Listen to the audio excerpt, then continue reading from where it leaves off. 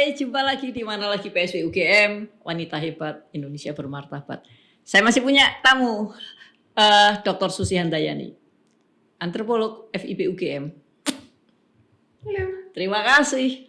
Sama-sama. Masih waktunya terus, pokoknya aku curi terus waktumu. Makasih udah diundang.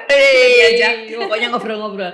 Karena banyak sekali yang kepingin saya tahu gitu. Gitu. Terakhir kita bicara tentang remaja yang berkaitan dengan kesiapan mereka untuk ke 10 tahun yang akan datang, bonus demografi. Iya. Yang jelas kita harus, semua orang harus terbuka hatinya, komunikasi, harus saling menerima pendapat orang. Mungkin itu ya, antara orang tua dan ya orang tua supaya tidak kaget-kaget dan tidak mengagetkan yang muda itu ya. Dengan tuntutan mereka ya, swingnya terlalu tinggi, terlalu besar, mungkin cepat sekali, terlalu cepat bagi orang-orang yang tua. Yang jelas sekarang mereka siap, mereka punya, para remaja itu punya aktivitas yang luar biasa dan luar biasalah pekerjaan mereka gitu. Tapi masih ada juga tuh KDRT atau bullying. Itu yang saya gimana ya? Apakah mereka bullying itu nantinya ya semoga berkurang gitu ya. Tapi kok kelihatannya semakin tidak gitu. Dan kemarin juga beberapa saat yang lalu kita ngobrol juga dengan Dr. Iva yang kaitannya bahwa kita itu kadang-kadang juga melakukan bullying tanpa kita sadari gitu. Jadi mungkin saya juga jelas saya sudah melakukan bullying pada beberapa guru saya zaman dulu. Mohon maaf guru, Pak Guru. Baru insaf sekarang kenapa daripada enggak? Iya itu pokoknya mohon ampunnya banyak. Nah sekarang Bu Susi, bagaimana melihat gitu atau remaja itu melihat bullying? Ini apa ya, kalau lagi-lagi yang Susi lihat mungkin dari yang sekitar, monggo kalau nanti ada yang terlewat mungkin teman-teman di sana yang mau bilang bahwa ternyata bullying bukan hanya itu gitu, pastinya kita saking bahkan bullying aja jenisnya banyak gitu. Iya. Tapi mungkin yang kepikiran nih, pertama kali kepikiran adalah bullying oleh orang-orang yang tidak dianggap membuli. Nah, itu karena bullyingnya berasal dari keluarga sendiri. Jadi itu gak nyaman kita karena mau dibilang bully, dia gak terima karena, loh mama nih ngomong beneran, kamu tuh gembrot, tak kandani toh. Mama tuh bilang beneran loh, kalau bukan kayak gini siapa lagi yang mau bilangin kamu. Jadi karena itu mama gitu kan ya, dan kita jadi terlegalisir harusnya gitu maunya. Iya, jadi kesana kayak kita bingung kayak loh, mah piye toh Ki gitu kan. Jadi kalau giliran yang bilang adalah anggota keluarga, kesannya kayaknya itu sah. Dan orang tua mungkin tidak cuma keluarga tapi orang tua. Karena ini kan kita juga ternyata kayaknya konsep toxic parent itu kan baru datang di belakangan ini dengan bahasa Inggris pula. Karena zaman dulu kita dibilang durhaka, jangan berani-berani, tolong hormat dan sopan. Padahal yang namanya orang tua juga manusia biasa ya. Sehingga bayangkan pergulatan batinnya di saat mereka dibilang tidak boleh ngelawan, harus hormat. Padahal yang disampaikan itu bilang kita nggak nyaman. Plus perasaan kita nggak dianggap valid gitu loh. Jadi pas kita bilang mah, kita mau bilang yang sederhana, mah saya keberatan loh dibilang kayak gitu. Itu aja susah banget. Kalaupun muncul kamu itu tak kandani kowe iki gembrot tenan. Lah kok nglawan gitu kan. Itu jadi kayak ini mungkin yang beberapa kali juga sering ngobrol sama rekan-rekan teman-teman yang mereka tuh cerita juga iya gitu. Jadi kalau ketemu sama om atau sama tante atau apa, kok kamu hitam sekarang? Gitu kan. Tambah lagi kapan kamu nikah? Nah, piye tau kowe kapan kamu nikah? Kayak gitu kan. Kayak jadi mereka juga bingung karena loh katanya dulu nggak boleh pacaran, jangan dulu gitu kan. Terus tiba-tiba langsung ditanyain kok kamu single terus toh. Jadi kayak nggak ada masa transisi yang mengatakan bahwa ya kamu udah boleh gitu kan. Karena mereka kesannya kayak orang tua tuh mungkin ya kayak kita kalau berkaca diri sendiri, jangan-jangan kita takut bilang boleh karena nanti kalau ada apa-apa kita yang tanggung jawab. Kamu sih gitu pakai ngizinin. Jadi akhirnya kita mau enaknya aja, jangan ya tak bilangin. Tapi nanti begitu wisuda, kowe kok ora kenal ke sapa-sapa toh mbek papa. Enggak ada yang nggak ada yang kamu mau gitu. Kayak gitu kan. Lah, gitu kan. Jadi kesana kayak pitiki gitu kan. Ya, dan menjadi terkaget-kaget juga ketika anaknya bilang bahwa dia suka sesama jenis kan gitu. Banyak Bisa kan jadi, bisa ya kan? jadi. Terus yang apa, entah bagaimana respon orang tuanya juga, jadi akhirnya kayak ya itu tadi, jadi yang dari orang terdekat itu justru bingung karena mereka ngerasa, "Loh ini nggak ngebullying, kita cuma terus terang aja bilang gitu, emang kamu Ya, hitam gitu, ya, emang kamu gendut, emang kamu ya, kok nggak laku-laku," gitu ya, kan, ya, ya, gitu. ya, ya, Jadi ya, support ya. dari orang-orang yang kita menyangka akan disupport ternyata malah enggak, Enggak. misalnya kayak Ya. gitu. Dan itu menjadi beban sekali untuk mereka gitu, bukan lagi beban, jengkel. Munculannya kan jadi jengkel Karena terus. harus hormat, Iya. kayak hormat bendera gitu kan. Terus Kalau ada orang tua kita lewat, hormat Halo. mah gitu kan. yang ya hormat gitu, ada tempatnya kan sebetulnya. Tetapi sekarang ketika komunikasi itu tidak jalan ya yang menjadi sulit kan.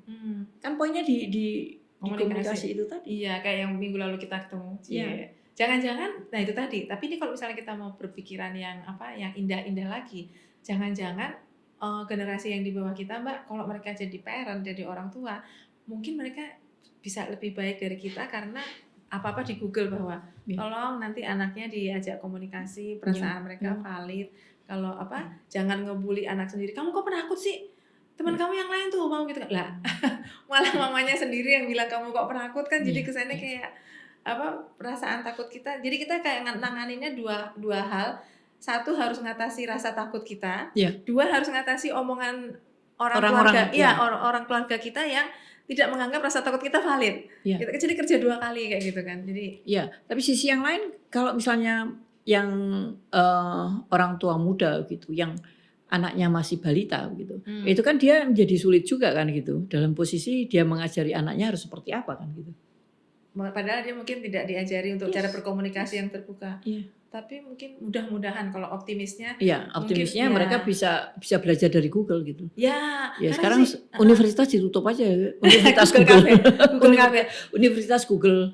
Ya, karena ini hal-hal yang kecil mungkin kalau Susi nguping-nguping di mall atau dengar-dengar orang tua muda gitu yang ngadepin anak kecilnya itu, kadang-kadang mereka juga kayak sopan sama anaknya bilang, "Maaf ya, Dek, mainnya tolong berhenti karena Mama harus kayak gitu." Jadi kayak, "Permisi, Dek, Mama rambutnya tak ganti ya," atau apa. Jadi kayak nggak langsung sini gitu, kayak seolah-olah badan dia itu bukan badan dia kalau orang tuanya yang pegang kayak gitu. "Sini tak ganti baju ini," gitu kan. Mungkin kalau diperhatikan sih nggak tahu ya ini indikasi kok indikasi datanya cuma dari mall doang gitu ya. Cuman teman-teman lagi-lagi kalau misalnya nggak setuju atau ada pendapat lain ya nggak apa-apa, jangan diambil. Kalau nggak setuju nggak apa-apa. Iya, siapa tahu kan Anda punya pengalaman yang beragam yang di mall ketemu yang lain maksudnya. Jadi siapa tahu mereka tuh justru lebih terbuka dari kita karena justru mereka ngerasain nggak enaknya nggak terbuka. Bisa jadi semoga siapa tahu gitu. Jadi kayak apa-apa tuh ditanya, "Adik tadi kenapa nangis? Maaf loh tadi Mama nggak tahu kenapa adik nangis, jadi coba cerita," gitu kan. Nggak kayak nangis beng. Aduh udah dikasih tahu tidak boleh nangis gitu. Cuma suruh salim sama oma cukup pakai nangis gitu kan.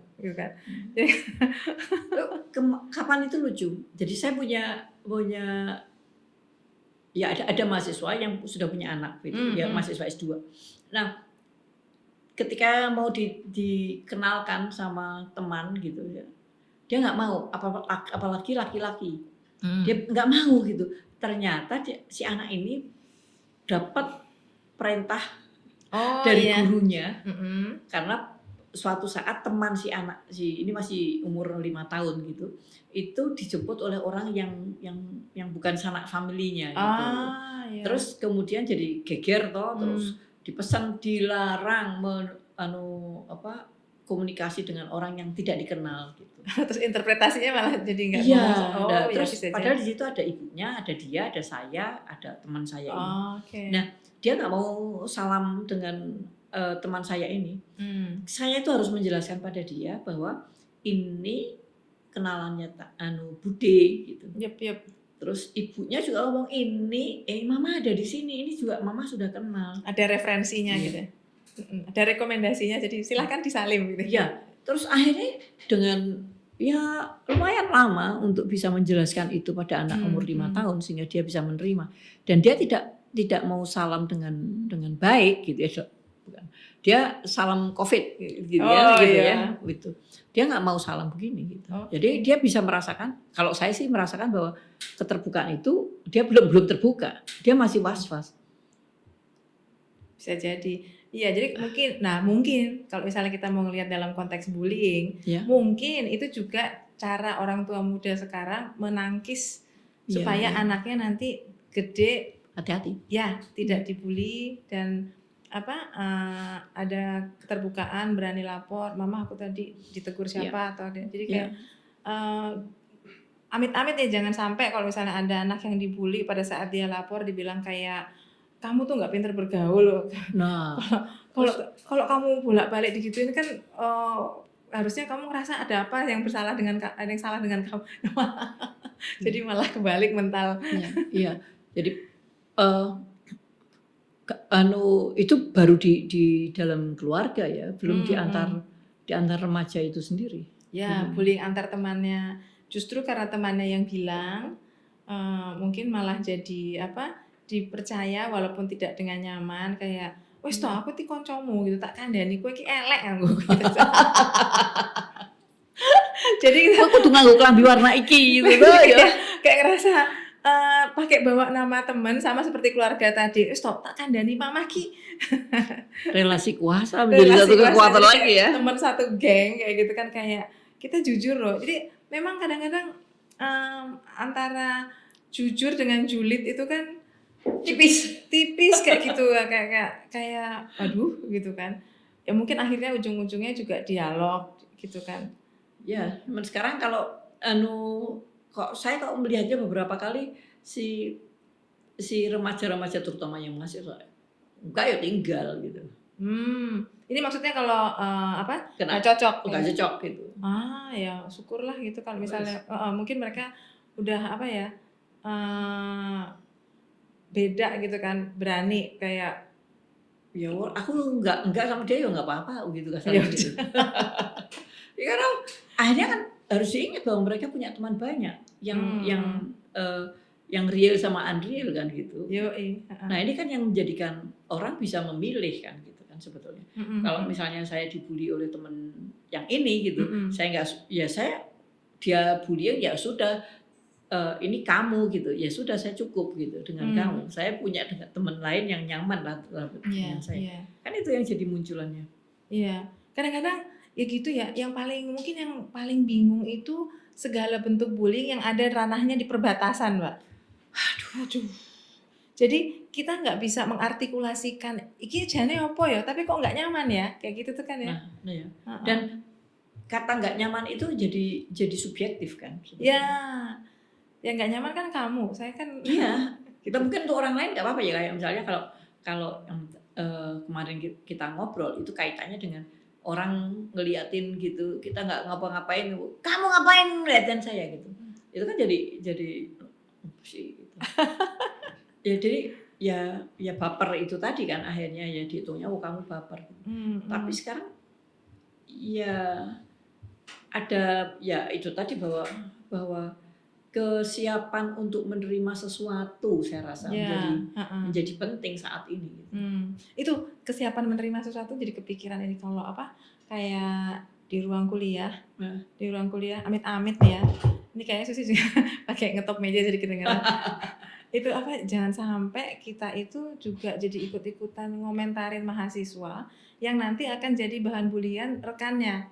Itu kan kadang-kadang kita nggak nyadar nganggapnya lucu biar untuk menghidupkan suasana, tapi yang ditumbalkan itu ada satu mahasiswa misalnya kayak kamu kok pakai baju apa gitu kan lah, itu kan jadi kayak diinget terus sebagai sesuatu ya batasnya kan lama-lama tipis antara dosennya aja ngomentarin kamu kok dosen aja ngebully lu gitu kan, kayak jadi kesannya kayak kita mensahkan gitu loh. Kayak ya ini yang misalnya ada mahasiswi pakai baju kita komentarin atau gimana, itu kan temannya ngeliat kayak dosennya aja ngomentarin gitu kan, jadi dosennya aja ngebully gitu kan. Jadi inget di universitas mana dilarang menggunakan baunya mahasiswa, ya perkara bau mahasiswa gitu loh. Apa itu maksudnya? Nggak boleh pakai minyak wangi? Enggak, malah karena nggak mandi gitu. Jadi mahasiswa disuruh mandi karena bau. Oh. Di kelasnya bau gitu. Wah, nah itu ya satu sih. Ya itu ya. Sekarang ngomongnya pantas nggak pantas toh. Ya, maksudnya kalau dia bajunya ya jaket itu kan berkali-kali dipakai baru dicuci. Dan jaket itu menjadi bau. Ya, tapi apakah mungkin kita bisa tidak mematikan karakter dia di depan orang banyak? Oh, ya, itu mungkin. Mas, itu. kamu ada masalah apa enggak Mas Ibrahim gitu kan? Yang bermasalah tuh bu dosennya, Pak dosennya gitu kan. Hidungnya sensi. Ya maksudnya kita jangan ikut mempromosikan juga yang tadi kan soalnya kita ngomong di depan Mbak gimana kalau itu orang-orang yang terdekatnya gitu kan sekitarnya. Terus kita juga jadi dosen ngerasa punya kuasa ngomentarin, punya kuasa untuk ngomentarin mahasiswa. Apapun. Gitu padahal nanti Susi keceplosan terus ternyata itu bahan itu jadi kayak guyonannya teman-teman untuk ngebully dia kayak gitu. Aduh jangan sampai deh, namanya juga manusia biasa, kita kadang-kadang kan salah. Keceplosan juga sih. Ya, maaf ya mahasiswa kalau Susi keceplosan di kelas ya, maaf ya. Oh, gitu kan, banyak sekali. Ya. Heckling. Jadi ini satu orang ditumbalin biar kayak lucu gitu kan. Padahal tuh jadinya buat orang yang ditumbalin nggak lucu sama sekali gitu kan. Dan zaman dulu kan sering sekali kan itu kayak gitu. Yoi. Ya, dan kita nggak nyadar dampaknya ke orang lain yang bersangkutan itu dia melihat. Bahkan itu mungkin kalau dilanjutkan ke pelecehan seksual, mungkin kalau laki-laki yang melihat bahwa dosennya aja ngelecehin kamu pakai baju kayak gitu, berarti saya boleh juga gitu. Ya kayak gitu berlanjut. Jadi kalau misalnya kita bilang bahwa kalau ada orang kena pelecehan seksual, tolong jangan dikomentari bajunya. Kalau kata Susi sih telat ya. Jangan nunggu dia dilecehin baru nggak komentar. Sehari-hari juga nggak usah komentar julid. Pokoknya jadi ternyata jangan-jangan pelecehan itu adalah asal usulnya adalah tolong jangan julid sama orang lain. Karena loh kita komentarin baju orang terus dilihat orang lain, terus yang lihat laki-laki misalnya. Dan laki-laki orang itu menggarisbawahi kan itu. Iya loh, dosen aja ngomentarin baju elu gitu kan. Yang semuanya yang lain-lain itu aja mengomentari kamu kok gitu ya. Iya gitu kan. Jadi bahwa itu jadi legal. Jadi merasa kayak bahwa dengan berbagai bajumu itu legal untuk dilecehkan kayak gitu kan. Dengan diledekin, dibilang kayak iya. Ya, kalau zaman dulu itu lipstiknya tebel kayak habis makan bayi gitu. Ya. Mungkin orang-orang jadi mungkin ya kalau teman-teman yang muda yang dengar di sini mungkin jadi kita nggak boleh bercanda nih Sus kayak gitu. Susah nih. Iya jadi akhirnya mungkin itu jadi mikir aku jadi dosen terus harus seperti apa ya? Iya ternyata kita jadi sana ujung-ujungnya kita jadi tidak lucu gitu. Sehari-hari udah nggak lucu jadi tambah nggak lucu lagi. Iya. Akhirnya gimana nih Mbak? Kalau misalnya kita mau guyon dibilang lecehin, akhirnya kita mungkin satu guyon tidak pakai tubuh manusia lain. Gak tahu ya harus gimana. Jadi berat sekarang. Mari kita pikir bersama teman-teman. Jadi guyon jangan numbalin orang lain. Ya kita mau ngomong apa nih sekarang gitu. Kalau misalnya kita ngomong gunungnya lucu ya. Kita nanti ngomongnya kayak kalau kita di luar negeri itu cuacanya hari ini gitu. Oh iya. Ya kan? Inggris banget. Hari ini cuacanya cerah ya gitu. Terus habis itu mobilnya itu enggak jadi kan ini mobilnya orang. Mungkin iya, akhirnya kita mungkin lagi-lagi kita harus adaptif dan berusaha kayak menjajaki guyonnya hari gini apa sih? Karena kan seperti hal yang sederhana yang sekarang sering diulang-ulang Mbak. Kalau catcalling, sweet itu kan juga karena kampanye yang kenceng banget, kampanye catcalling, anti catcalling gitu kan. Nah jadi itu kan juga orang harus nyandak bahwa jadi itu nggak boleh ya. Nah mungkin juga hal-hal yang lain juga kayak akhirnya ada kayak negosiasi baru, obrolan-obrolan baru bahwa gimana kita meningkatkan kesensitifan satu sama lain antar profesi, antar golongan, antar generasi, antar berbagai orang yang berbeda gitu, sehingga kita bisa ngerasa kayak ini lingkaran pertemanan aman, tapi kayak ini teman 3/4, seperempatnya profesional, ini temannya yang cuma seperempat, 3/4-nya lagi profesional juga. Juggling lagi kan yang kayak omongan kita minggu yang lalu itu yang jugglingnya lagi ya Mbak. Jadi kita jadi repot ya sekarang, kita ngobrolnya apa ya? Hari ini kita mau ngobrol apa ya gitu. Yuk kita ngopi yuk gitu. Tapi kita mau ngobrol apa ya gitu. Jadi ada orang yang misalnya mau ngomentarin berat badan, dia mikir cari gantinya apa kayak gitu ya. Kamu rajin nge-gym ya? Gitu. Jadi cari-cari macam-macam kayak gitu. Bisa bayangin, wah hari ini kamu potong rumput ya, iya gitu nanti jadi repot untuk itu ya. Tapi kan sebetulnya ketika kita bullying itu kan kalau itu subjektif kan. Kalau misalnya sekarang saya berteman dengan seseorang yang sangat sangat close gitu ya.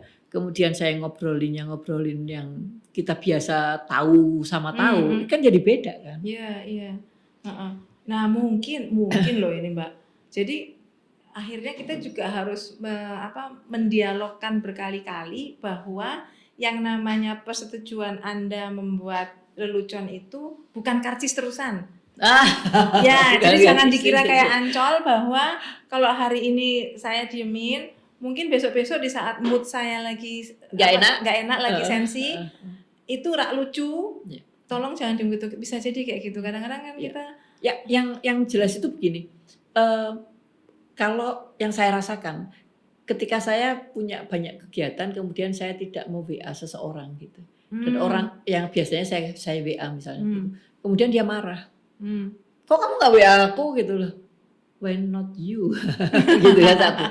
Keduanya ketika dia makanya wajib lapor. Itu ketika kita di WA atau di telepon kita menjawabnya bentar ya gitu. Saya nggak terima kan jadi sananya marah gitu. Ya walaupun dekat tapi kan kita nggak pernah tahu ya situasi seseorang itu sedang apa. Ya. Nah itu yang kita harus menerima kan gitu. Itu yang lagi-lagi kayak bentuk-bentuk negosiasi yang di ranah digital lagi gitu kan. Bisa nggak sih kita baca kalau ada orang yang keberatan, dia ngerasa kalau ini nih ngeganggu, ini nih ngebully, tapi itu lewat ranah WA misalnya kan gitu, lewat ranah komen-komen kayak gitu. Nah itu mungkin juga ya remaja sekarang tantangannya banyak, sopan santun di online, sopan santun di offline. Jadi mereka kadang-kadang sensi kayak ini kok kamu jawabnya pakai titik, lah harusnya pakai apa? Biasanya titik 3 gitu kan kayak sudah titik 1 dengan sudah ya titik 3 itu kan kayak jadi, sudah gitu kan kayak. Banyak hal yang kaitannya dengan bullying harus hati-hati sekali karena itu kaitannya dengan komunikasi lagi. Dengan bagaimana kita paham dengan seseorang dan bagaimana kita, kalau saya sih melihatnya bagaimana orang itu atau kita care pada seseorang sebetulnya.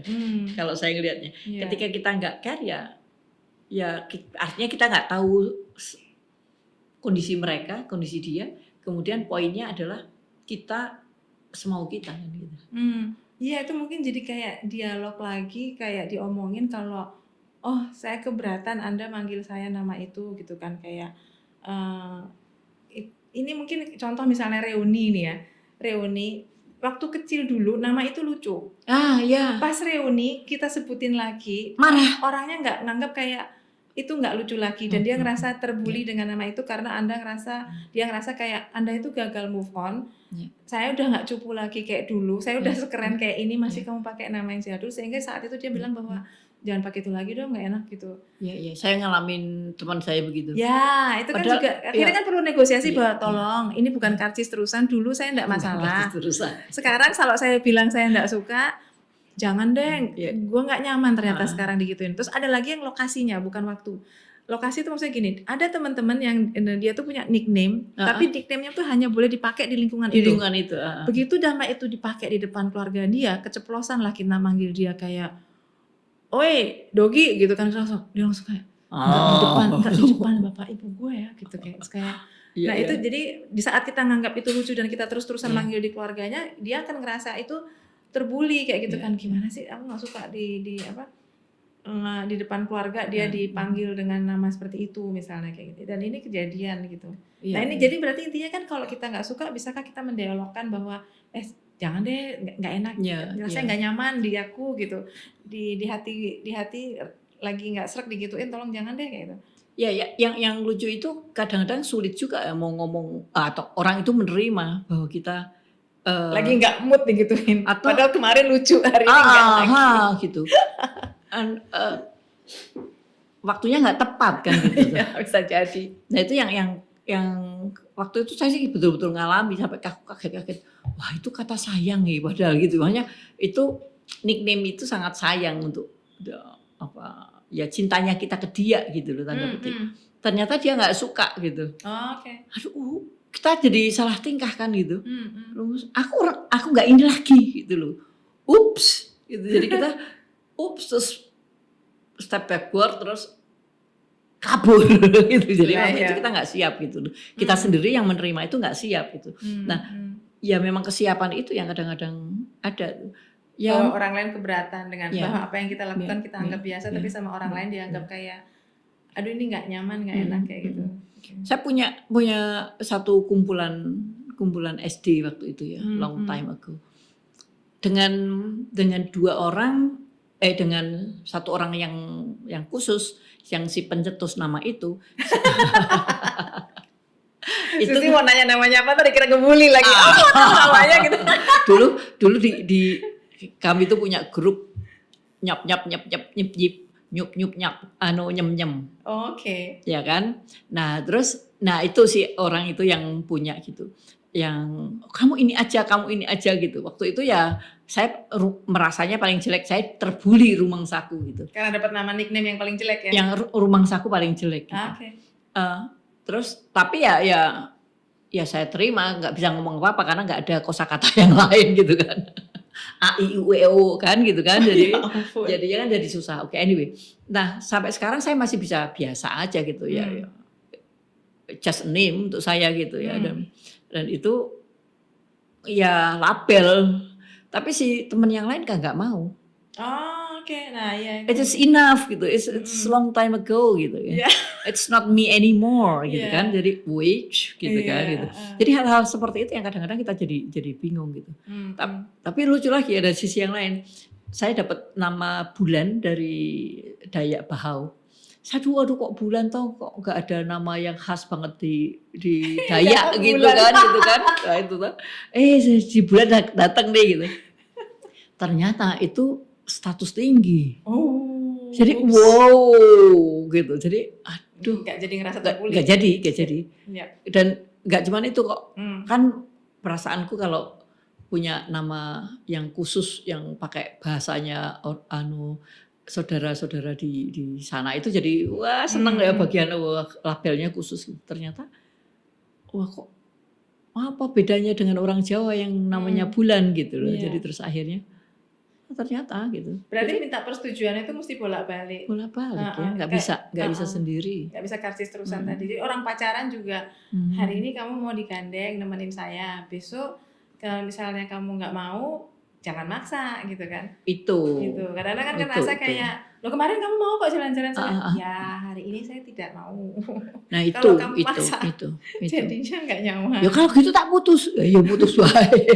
Kalau saya gitu aja kan gitu. Iya. Ya itu yang konsensus itu kan yang sebetulnya yang harus mulai disadari oleh banyak orang. Iya, yang konsensus yang berasal dari orang-orang terdekat kayak gitu bahwa kalau kemarin oke, belum tentu hari ini oke. Siapa tahu hari ini nggak nyaman, nggak enak, atau kalau ganti konteks, siapa tahu itu juga sudah tidak berlaku lagi gitu kan. Jadi mungkin sama-sama apa ya, bukan sensitif ya, sama-sama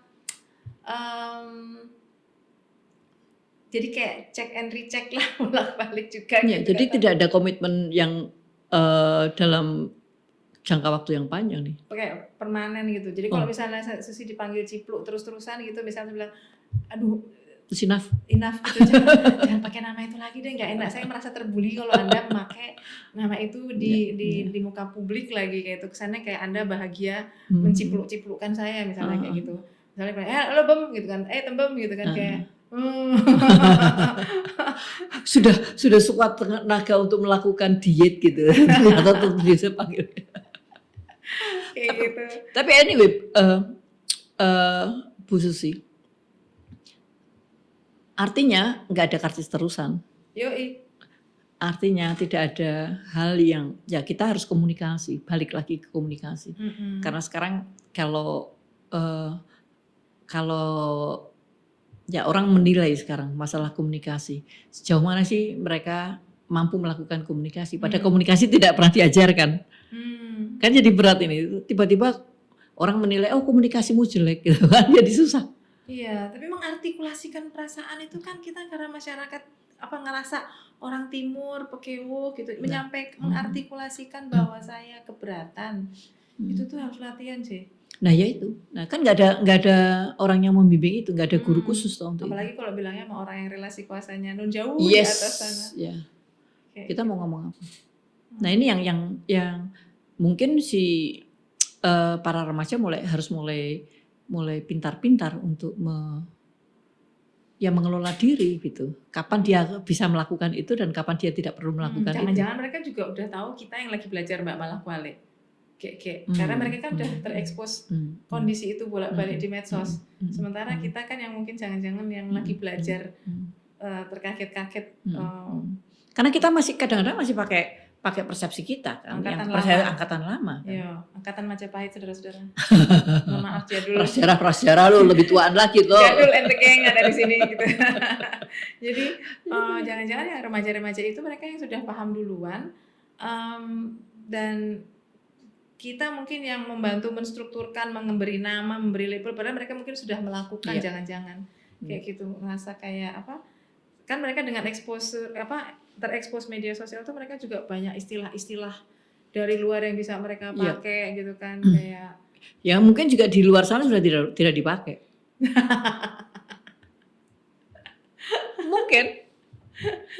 mungkin karena ya kadang-kadang juga kita nggak tahu mereka sudah, karena banyak yang sekarang kan banyak orang-orang asing yang menikah dengan orang Indonesia kan gitu. Yang mereka ngomong bahwa lebih nyaman dengan teman-teman di Indonesia gitu. Kalau Susi bilang sih mungkin kalau ngomong soal exposure, contohnya aja kata-kata bullying kan juga bahasa Inggris. Kita baru ribut setelah itu masuk dalam istilah bullying. Padahal sebelumnya kan kalau dalam sehari-hari kan dikerjain, dihajar, apalah macam-macam istilahnya yang nggak enak, yang kayak dengan kakak kelas lah yang dipelonco apalah. Nah terus begitu masuk bully gitu kan kesannya kayak wah ini nih lagi merebak, padahal dari dulu udah ada. Atau orang yang jadi korban asemi aku dikadali gitu. Pernah denger gitu? Ya kayak gitu. Sebetulnya ya tinggal kamu mau dikadali, mau mengistilahkan itu atau merasa itu dibullying apa kagak kan gitu. Ya akhirnya juga dialog itu tadi untuk hal yang sama, dua orang mungkin punya persepsi yang berbeda. Satu orang oke, yang lainnya ngerasa aduh aku keberatan deh kayak gitu. Enggak deh, yang kalau aku enggak deh gitu. Anyway, pesan dari kita hari ini ngobrolnya agak panjang yang berkaitan dengan remaja, calon anggota calon pemimpin di 10 tahun ke depan. Jumpa lagi di mana lagi PSV UGM, wanita hebat, Indonesia bermartabat. Salam.